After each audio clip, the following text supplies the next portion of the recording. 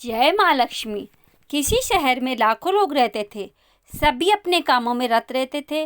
किसी को किसी की परवाह नहीं थी।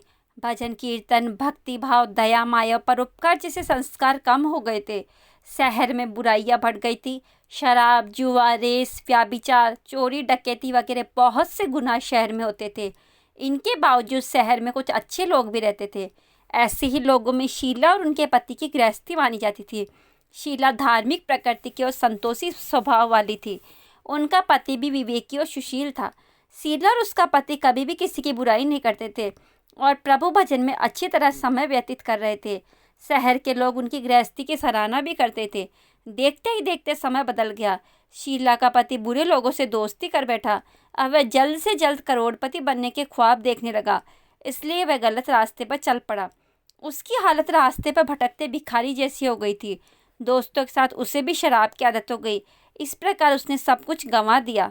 शीला को पति के बर्ताव से बहुत दुख हुआ, किंतु वह भगवान पर भरोसा कर सब कुछ सहने लगी। वह अपना अधिकांश समय प्रभु भक्ति में बिताने लगी। अचानक एक दिन दोपहर को उनके द्वार पर किसी ने दस्तक दी। शीला ने द्वार खोला तो देखा कि एक मांझी खड़ी थी। उनके चेहरे पर अलौकिक तेज निखर रहा था। उनकी आंखों में से मानो अमृत बह रहा था। उनका भव्य चेहरा करुणा और प्यार से छलक रहा था। उनको देखते ही शीला के मन में अपार शांति छा गई। शीला के रोम रोम में आनंद छा गया। शीला उन मांझी को आदर के साथ घर में ले आई। घर में बैठाने के लिए आसन नहीं था, अतः शीला ने सकुचाकर एक फटी हुई चद्दर पर उनको बैठाया। मांझी बोली, क्यों शीला, मुझे पहचाना नहीं? हर शुक्रवार को लक्ष्मी जी के मंदिर में भजन कीर्तन के समय मैं भी वहां आती हूँ। इसके बावजूद शीला कुछ समझ नहीं पा रही थी। फिर मांझी बोली, तुम बहुत दिनों से मंदिर नहीं आई, अतः मैं तुम्हें देखने चली आई। माता जी के अति प्रेम भरे शब्दों से शीला का हृदय पिघल गया। उसकी आंखों में आंसू आ गए। वह बिलक बिलक कर रोने लगी। मांझी ने कहा, बेटी, सुख और दुख तो धूप और छांव जैसे होते हैं। धैर्य रखो बेटी, मुझे तेरी सारी परेशानी बता। माता जी के व्यवहार से शीला को काफ़ी संबल मिला और सुख की आस में उसने माता जी को अपनी सारी कहानी कह सुनाई। कहानी सुनकर माता जी ने कहा, बेटी, कर्म की गति तो न्यारी होती है। हर इंसान को अपने कर्म भुगतने ही पड़ते हैं, इसलिए तू चिंता मत कर। अब तू कर्म भुगत चुकी है। अब तुम्हारे सुख के दिन अवश्य आएंगे। तू तो माँ लक्ष्मी जी की भक्त है। माँ लक्ष्मी तो प्रेम और करुणा की अवतार है। वह अपने भक्तों पर हमेशा ममता रखती है, इसलिए तू धैर्य रखकर माँ लक्ष्मी का व्रत कर, इससे सब कुछ ठीक हो जाएगा। शीला के पूछने पर माता ने उसे व्रत की सारी विधि भी बताई। माता जी ने कहा, बेटी, माँ लक्ष्मी जी का व्रत बहुत सरल है। उसे वरद लक्ष्मी व्रत या वैभव लक्ष्मी व्रत भी कहा जाता है। यह व्रत करने वाले की सब मनोकामना पूर्ण होती है। वह सुख, संपत्ति और यश प्राप्त करता है। शीला यह सुनकर आनंदित हो गई। शीला ने संकल्प करके आंखें खोली तो सामने कोई नहीं था। वह विस्मित हो गई कि मांझी कहाँ गई। शीला को तत्काल ये समझते देर न लगी कि मांझी और कोई नहीं, साक्षात लक्ष्मी माँ थी। दूसरे दिन शुक्रवार था। सवेरे स्नान करके स्वच्छ कपड़े पहनकर शीला ने मांझी द्वारा बताई पूरी विधि से व्रत किया। आखिर में प्रसाद वितरण हुआ। यह प्रसाद पहले पति को खिलाया। प्रसाद खाते ही पति के स्वभाव में फर्क पड़ गया। उस दिन उसने शीला को मारा नहीं, सताया भी नहीं। शीला को बहुत आनंद हुआ। उनके मन में वैभव लक्ष्मी व्रत के लिए श्रद्धा बढ़ गई। शीला ने पूर्ण श्रद्धा भक्ति से 21 शुक्रवार तक वैभव लक्ष्मी व्रत किया। 21वें शुक्रवार को मांझी के कहे मुताबिक उद्यापन विधि करके 7 स्त्रियों को वैभव लक्ष्मी व्रत की 7 पुस्तकें उपहार में दी। फिर माताजी के धन लक्ष्मी स्वरूप की छवि को वंदन करके भाव से मन ही मन प्रार्थना करने लगी।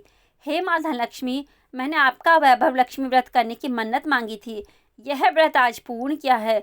हे माँ, मेरी हर विपत्ति दूर करो, हमारा सबका कल्याण करो। जिसे संतान न हो उसे संतान देना, सौभाग्यवती स्त्री का सौभाग्य अखंड रखना, कुंवारी लड़की को मनभावन पति देना। जो आपका ये चमत्कारी वैभव लक्ष्मी व्रत करे, उनकी सब विपत्ति दूर करना, सभी को सुखी करना। हे माँ, आपकी महिमा अपार है। ऐसा बोलकर लक्ष्मी जी के धन लक्ष्मी स्वरूप की छवि को प्रणाम किया।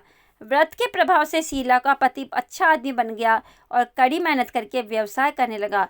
उसने तुरंत शीला के गिरवी रखे गहने छुड़ा लिए। घर में धन की बाढ़ सी आ गई। घर में पहले जैसी सुख शांति छा गई। वैभव लक्ष्मी व्रत का प्रभाव देखकर मोहल्ले की दूसरी स्त्रियां भी विधि पूर्वक वैभव लक्ष्मी व्रत करने लगी। वैभव लक्ष्मी व्रत 7, 11 या 21 जितने भी शुक्रवारों की मन्नत मांगी हो, उतने शुक्रवार तक ये व्रत पूरी श्रद्धा तथा भावना के साथ करना चाहिए। आखिरी शुक्रवार को इसका शास्त्रीय विधि के अनुसार उद्यापन करना चाहिए। आखिरी शुक्रवार को प्रसाद के लिए खीर बनानी चाहिए। जिस प्रकार हर शुक्रवार को हम पूजन करते हैं वैसे ही करना चाहिए। पूजन के बाद माँ के सामने एक श्रीफल फोड़े, फिर कम से कम 7 कुंवारी कन्याओं या सौभाग्यशाली स्त्रियों को कुमकुम का तिलक लगाकर माँ वैभव लक्ष्मी व्रत कथा की पुस्तक की एक एक प्रति उपहार में देनी चाहिए और सबको खीर का प्रसाद देना चाहिए। इसके बाद माँ लक्ष्मी जी को श्रद्धा सहित प्रणाम करना चाहिए। फिर माता के धनलक्ष्मी स्वरूप की छवि को वंदन करके भाव से मन ही मन प्रार्थना करें, हे माँ धनलक्ष्मी, मैंने आपका वैभव लक्ष्मी व्रत करने की मन्नत मांगी थी, वह व्रत आज पूर्ण किया है। हे माँ, हमारी जो मनोकामना है अपनी मनोकामना को बोले उसे पूर्ण करें। हमारी हर विपत्ति को दूर करो, हमारा सबका कल्याण करो। जिसे संतान न हो उसे संतान देना, सौभाग्यवती स्त्री का सौभाग्य अखंड रखना, कुंवारी लड़की को मनभावन पति देना। जो आपका ये चमत्कारी वैभव लक्ष्मी व्रत करे उनकी सब विपत्ति दूर करना, सभी को सुखी करना। हे माँ, आपकी महिमा अपार है, आपकी जय हो। ऐसा बोलकर लक्ष्मी जी के धनलक्ष्मी स्वरूप की छवि को प्रणाम करें। जय माँ वैभव लक्ष्मी, जय माँ धनलक्ष्मी। सब पर अपनी कृपा बनाए रखना, सब पर अपनी कृपा दृष्टि प्रदान करना।